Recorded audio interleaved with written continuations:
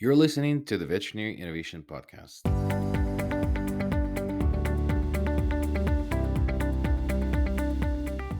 You're listening to the Veterinary Innovation Podcast. My name is Sean Wilkie, along with my awesome co-host. We interview the innovators in this space every week. Ivan, please kick us off. Hey, I'm Ivan Zach, and I'm excited to introduce our guest today. We have Tom Roffe-Silvester. Tom is a co-founder and managing director of Veterinary Task Force, a company providing bespoke veterinary assurance solutions to the working dog community. With his wife Sonia, he co-founded Exped Vet in 2024 to train veterinary professionals for expeditionary, charity, humanitarian, and disaster relief roles, improving animal welfare in challenging environments. They also own an award-winning veterinary practice in Wiltshire, UK. Qualified from Cambridge in 2007, Tom holds certificate in advanced veterinary practice and extended diploma in strategic leadership and management. His 8 year as a British Army veteran officer included commanding the veterinary service training and advisory team and the Canine Training Squadron with operational tours in Afghanistan and time in Brunei and Nepal. Tom, welcome to the show. Thank you for finding the time. Thanks for having me. It's a great privilege having listened to your podcast for at least 2 or 3 years now. So it's good to meet you finally. Well, thank you. Thank you for being a listener. Always great to find that people are actually listening because we don't know. We just do this. So I appreciate that. You have a fascinating background with the humanitarian missions. And can you just tell us a little bit how it evolved into what you do today and how your sort of life journey? I can clearly see it, but I would like to hear the story. Yeah, so Sonia and I met in the Army. I did 8 years as a veterinary officer in the British Army, which included a whole raft of roles. I think I had 7 jobs in 8 years, so they certainly got their pound of flesh. But one of the roles I conducted was an assurance role. So we'd go around any MOD units that had working animals, so mostly dogs, but horses and the odd regimental mascot, and conduct an assurance visit, looking at the animal welfare, how they were at the housing, speaking to local veterinarians as well. So that was one aspect of my military role that I've sort of moved into the civilian sector now. And the other aspect was training dog handlers and medics, combat medics, to an advanced level of first aid training, what we now call, particularly in the US, TCCC, so Canine Tactical Combat Casualty Care. So we've basically combined both of those elements into Veterinary Task Force. So when I left the Army 10 years ago now, we set up a local small animal clinic. But then I had ex-military veterans and serving units come to me and ask for advice on x-rays on a dog they just bought, or can you design a first aid course for us? And we just brought this all together into one organization to cover that niche and ultimately to try to bridge the gap between the point of injury to whatever, whether it's a police dog or a private sector explosive detection dog or military, and definitive veterinary care, which in the UK, there's not a huge amount in between. So we need to improve the training of the handlers and the sort of understanding of their bosses as to how we can better improve what we'd call probably in the medical world pre-hospital care or pre-hospital emergency medicine. So we've developed courses for the handlers, and then latterly we've expanded into preparing veterinarians and other veterinary professionals, so vet nurses, vet techs, even medics, human medics who may end up dealing with an animal casualty, and I'm talking in the wider sense here. So we have a course now which is modularized and helps to sort of shape their ability to go overseas or do outreach even in their own countries. So that's the sort of evolution. It's something we're really passionate about, and we've grown a bit of a team, and I think we're getting more and more sort of acknowledgement.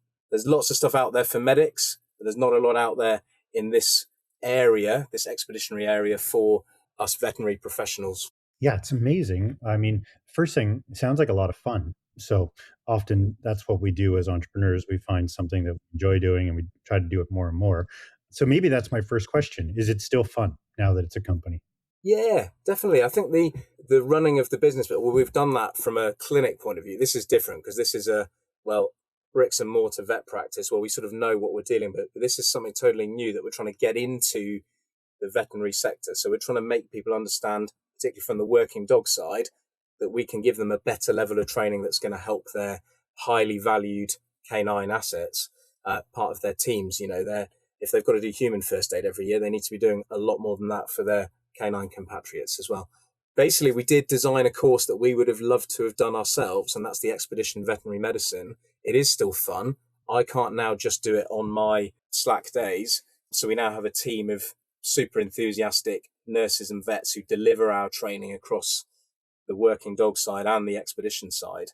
And I think we're now slowly starting to gain a bit of traction in the vet world in terms of people understanding the benefits of the expedition veterinary medicine side of things. It's not just about going to have fun. It is that. And I think that's really valid in terms of, can you go and do CPD, as we call it in the UK, or CE in North America? Can you go and do something that's fun? Well, actually, you're going to learn a lot of skills. You're going to learn transferable skills. So you're sort of being able to work in resource poor environments, adaptability, leadership. There's all of those sides and the clinical bit. But there's stuff you're going to be able to take back into your day job, whether that's clinical or non-clinical. But I think ultimately, you're right. It is fun. It's hard to sell fun to your boss when you're in a vet clinic. But I think ultimately, in this day and age, we need to be looking at ways that people get a chance to switch off a little bit, do something totally different.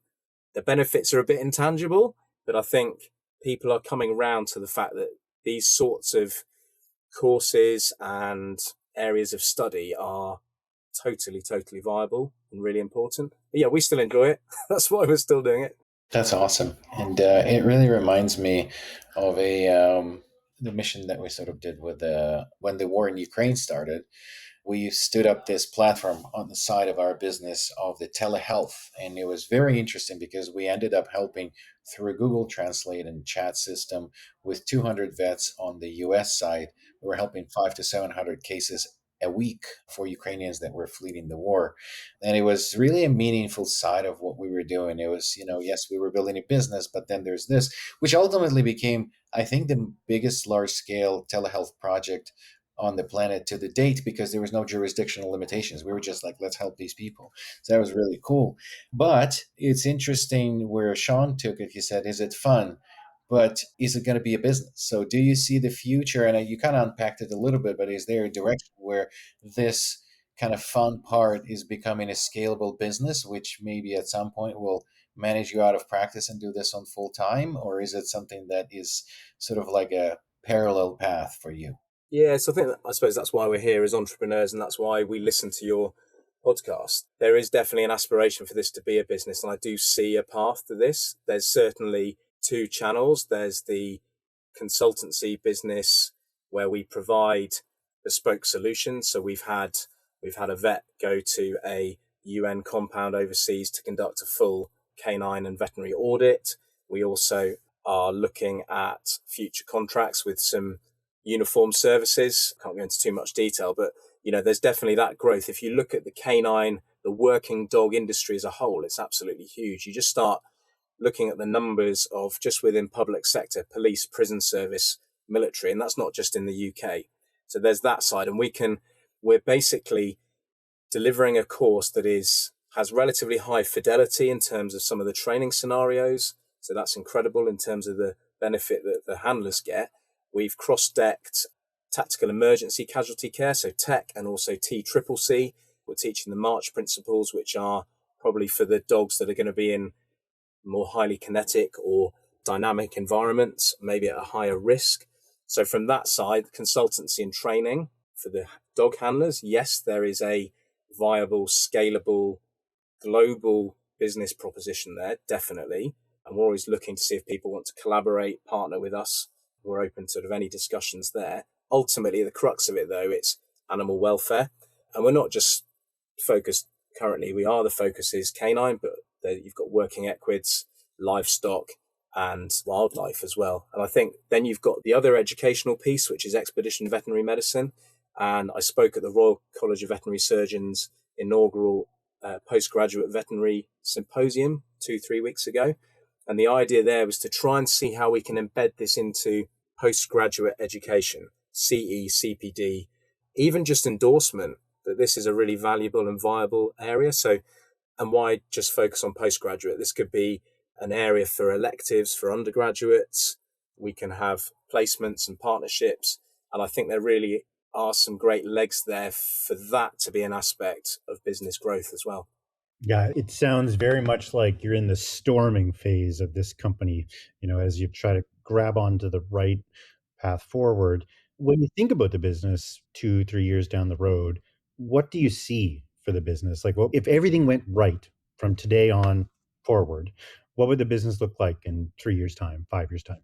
So I'd see us having probably a static training location, but also with a team of deployable vets and nurses who will be trainers who can then move globally, and they may be based globally as well. So we'd want to be looking at members of veterinary task force who operate North, South America, Australasia, Africa, and Asia, where we can deliver high quality, evidence-based, robust training to any working animal professional. That's where I see it. Ultimately, there would be a central consultancy base. And if we can start tying in robust telemedicine channels, looking at the comms, we can all work off WhatsApp. I've tried lots of different avenues and stuff from that side, but that's where I see the business. And I think the credibility and the sort of basis that we're working off at the moment is incredible. You're right, we are in a storming phase. We're not total yes people. We're not saying yes to everything, but we're seizing opportunities as they come along. And I do see a route that's being formed, which is very exciting. It's interesting. It's just kind of when you were describing potential avenues, one of the things that I've done as the continuous education, but also I became a member of this disaster response team. So Canadian Veterinary Medical Association had this training where I haven't been deployed, almost was deployed to Haiti when the earthquake happened quite a few years ago. And then when there was avian flu, there was also, we were on standby.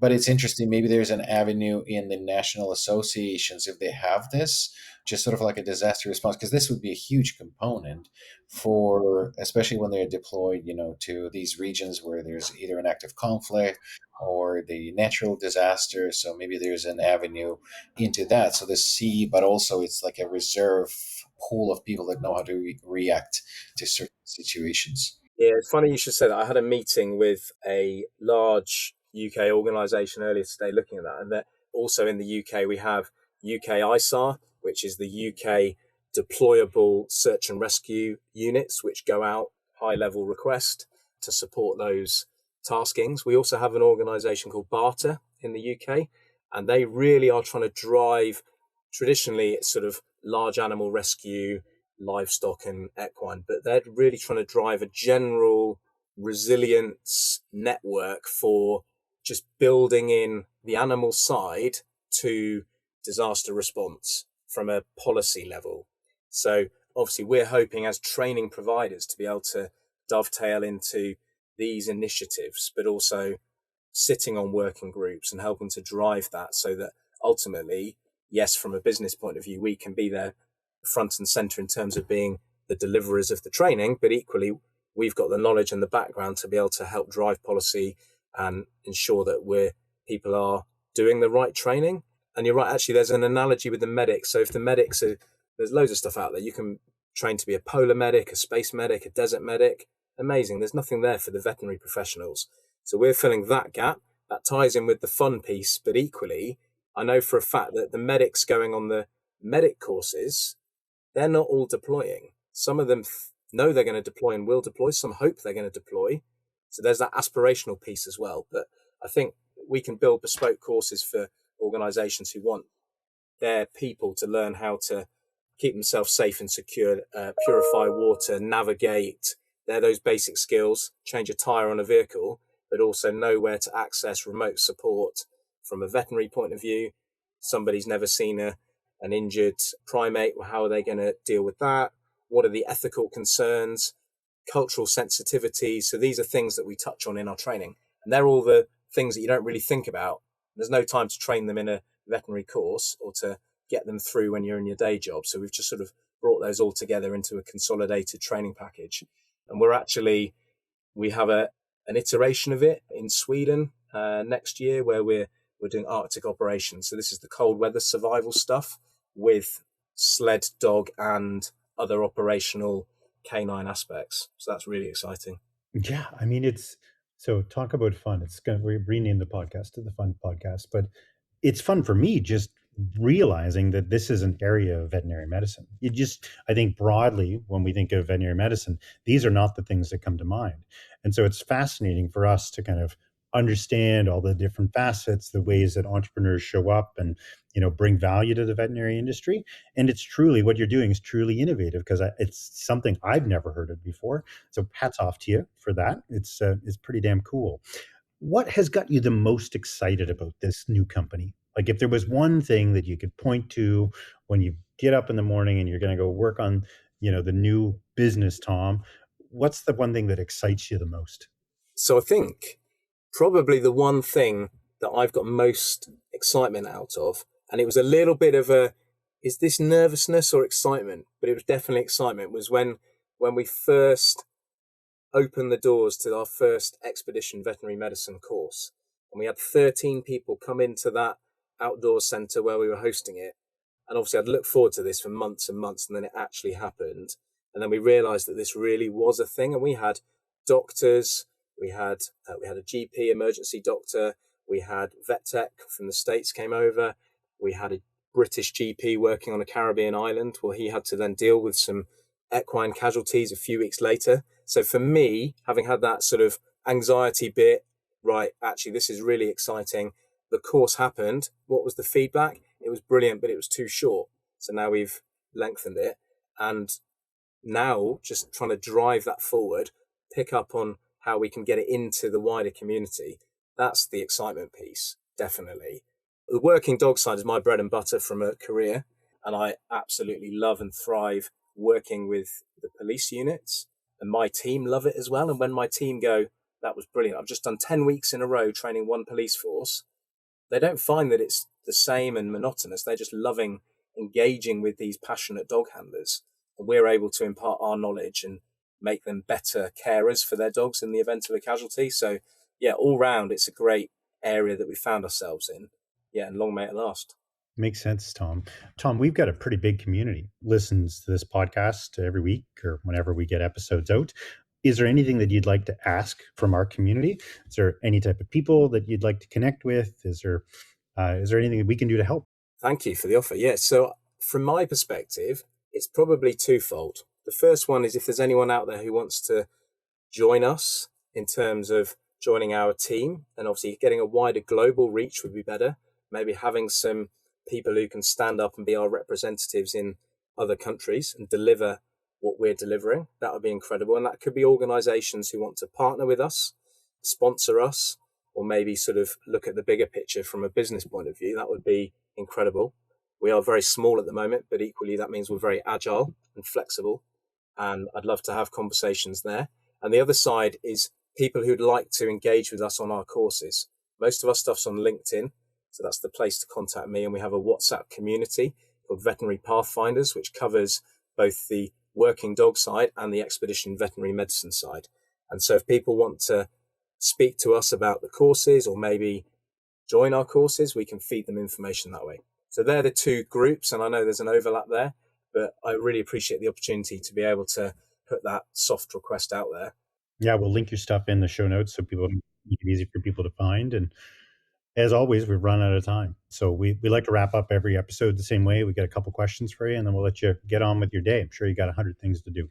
First one is a book, a YouTube video, a TED Talk, something that you found interesting and inspiring on your path so far. So the last episode that I listened to, they stole the book I was going to choose. So I've had to move on. That was Ubiquity, which is an incredible book. But there's a TED Talk by William Micklem, which talks about his set of go rules. So it's all about having a go, having another go. It's about adaptability and overcoming some of your biggest fears. So I think that would be a really good one to look at. So the Go Rules by William Micklem would be an absolute must. Excellent. And the second question that we usually ask, if there's an entrepreneur that you think would be interesting to interview on this podcast. So Angela Jones from Pet Scribers would be one who I would highly recommend. Pet Scribers has just started in the UK. They are looking to simplify the process for getting online prescriptions for pet owners in the UK by allowing a comparison of prices from government approved pharmacies. It's a big open area, and they've identified this problem and they brought it together as this incredible new product called Pet Scribers. So I'd highly recommend Angela Jones. Thank you so much for listening to the Veterinary Innovation Podcast. If you want to hear about our new episodes, please follow us on any social media channel. Also, you can check out our website at veterinarynnovationpodcast.com. See you next week.